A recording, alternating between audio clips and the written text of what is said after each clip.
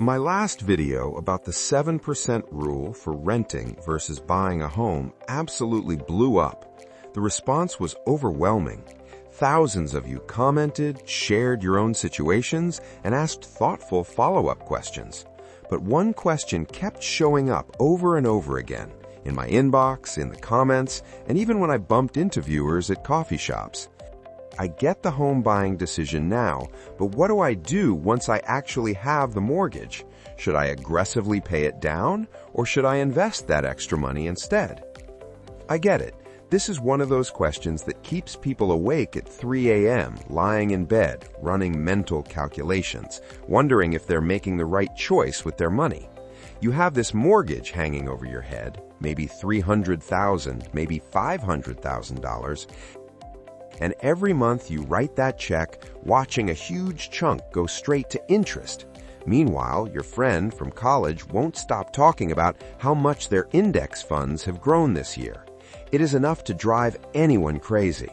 So today, we are going to walk through this scenario with real numbers, real calculations, and a framework that actually makes sense.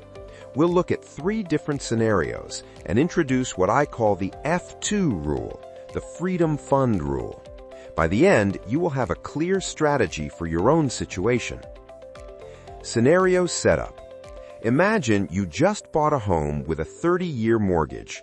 The loan amount is $500,000 at a 7% interest rate, which is close to where rates have been hovering recently in the U.S. market. Your monthly payment works out to about $3,327. That's just principal and interest, not property taxes, insurance, or HOA fees, just the mortgage payment. Now here's where it gets interesting. You've been making these payments for about a year, and then you get a promotion at work. Congratulations! With this promotion comes an extra $1,000 per month that you didn't have before. The question is, what do you do with it? Do you throw that $1,000 at your mortgage as an extra principal payment? Or do you invest it in the stock market, maybe in a low-cost index fund? This is the core question we're trying to answer today. Scenario 1. Investing instead of prepaying. Let's start with investing. You decide that instead of paying down your mortgage faster, you invest the extra $1,000 per month in a total stock market index fund, starting in month 13. Historically, the S&P 500 returns about 10% annually. Some years it goes up 30%, others down 20%. Conservatively, let's use 9% to account for fees, taxes, and the uncertainty of future returns.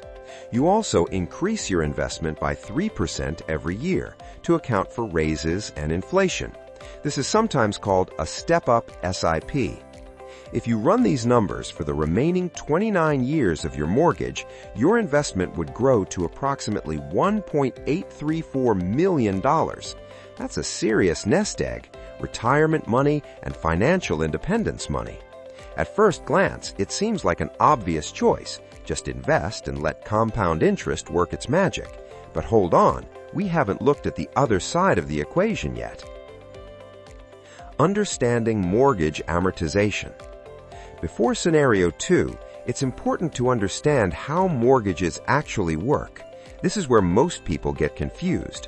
Imagine your $500,000 mortgage as 10 blocks, each representing $50,000.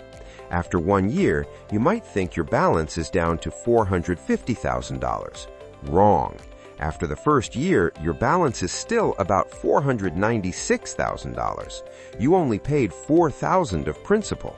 The rest went to interest. This is called amortization.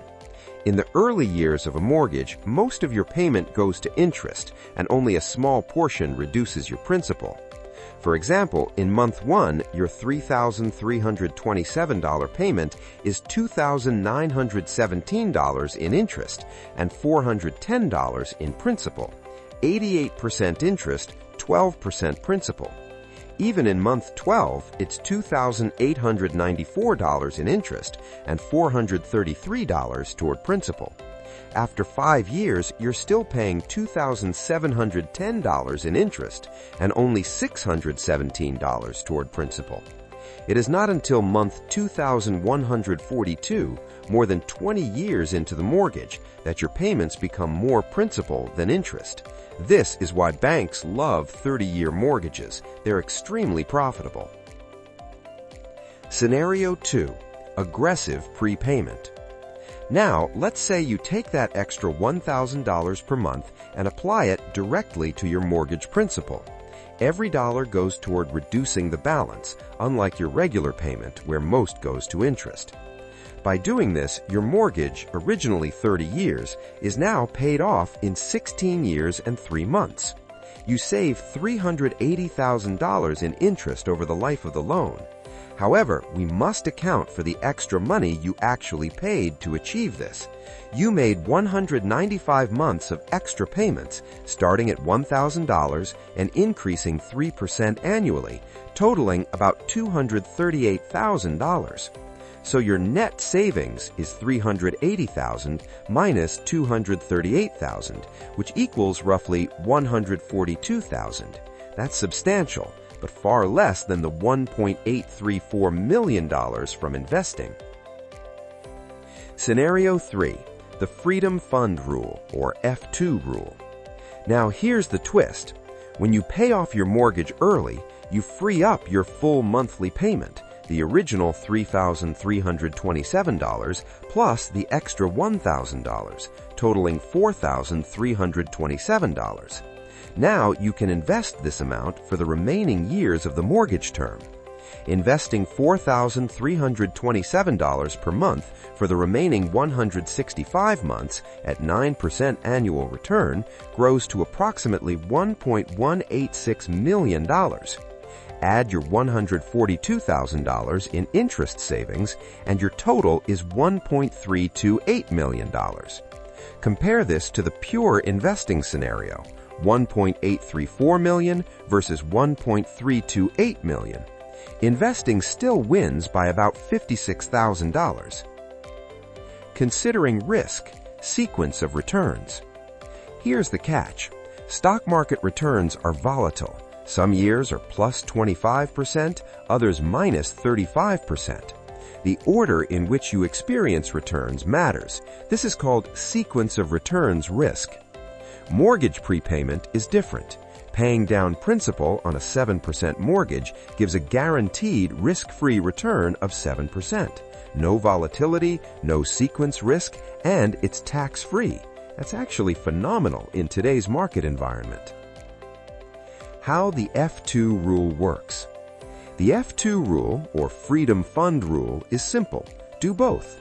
Invest part of your extra money and use the rest to prepay your mortgage. The exact split depends on your situation.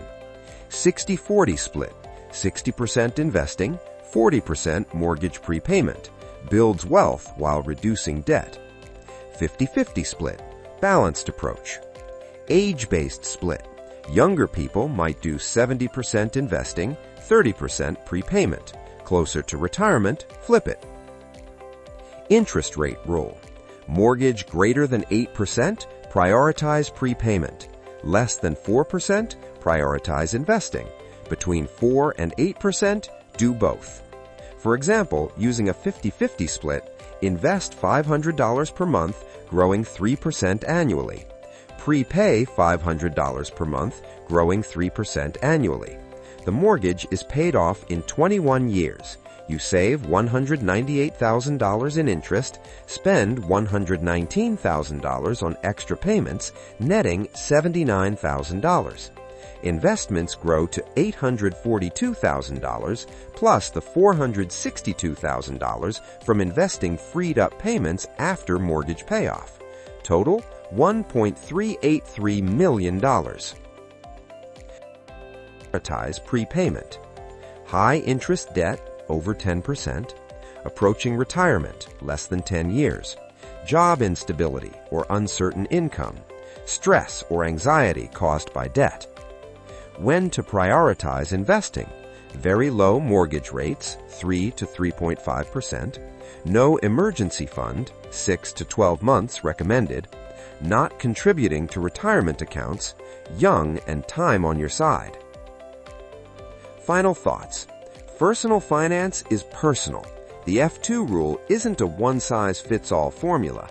It's a framework to help you balance wealth building and debt reduction based on your goals, risk tolerance, and mental peace.